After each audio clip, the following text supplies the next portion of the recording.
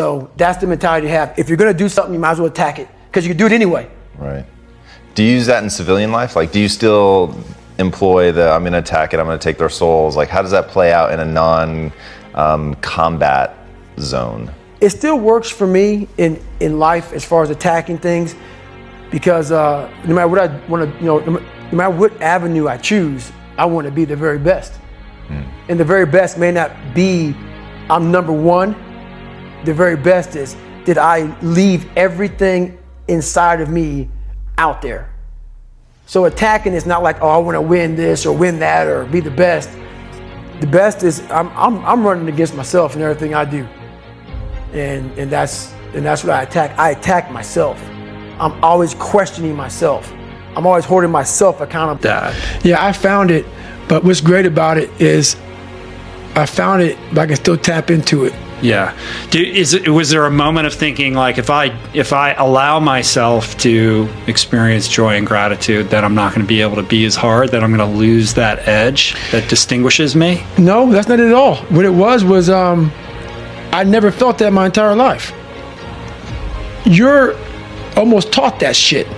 When you're born in a happy home and you're born around happy shit, it kind of comes out. I don't laugh. My dad beat the laughter out of me.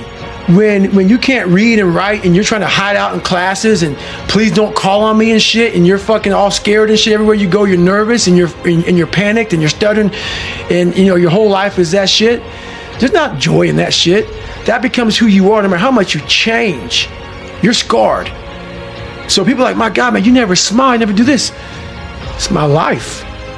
It's my life. So you gotta teach yourself how to read and write and also fucking smile and say, it's okay. A lot of things aren't like, man, why don't you do this? Like, I don't judge people. That's why I don't judge the people. Man, you don't smile, you look so hard, look this. Read my book and don't forget where I came from. It's who you are. You have to undo that shit. And no one came down and trained me on how to be happy, how to find peace, how to do this and that. That's why I'm so glad I found it through suffering. The greater the suffer, the greater the peace I found. But you have to reflect on where you came from the dungeon of hell that I came from. I had to reflect on that shit to find final peace and be able to say, wow, motherfucker, if you die in this bed at 40 years old, I'm the happiest motherfucker in the world because I did it.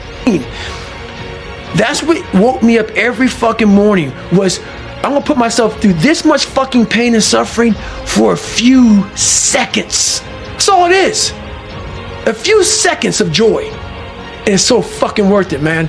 That's what people don't get. So I'm able to put myself at the finish line, even though I have no finish line, but at the finish line of an event before I even start the motherfucker to say, how are you gonna feel at the end of this? Well, visualization is one of the challenges. And part of that is not just visualizing success or living in the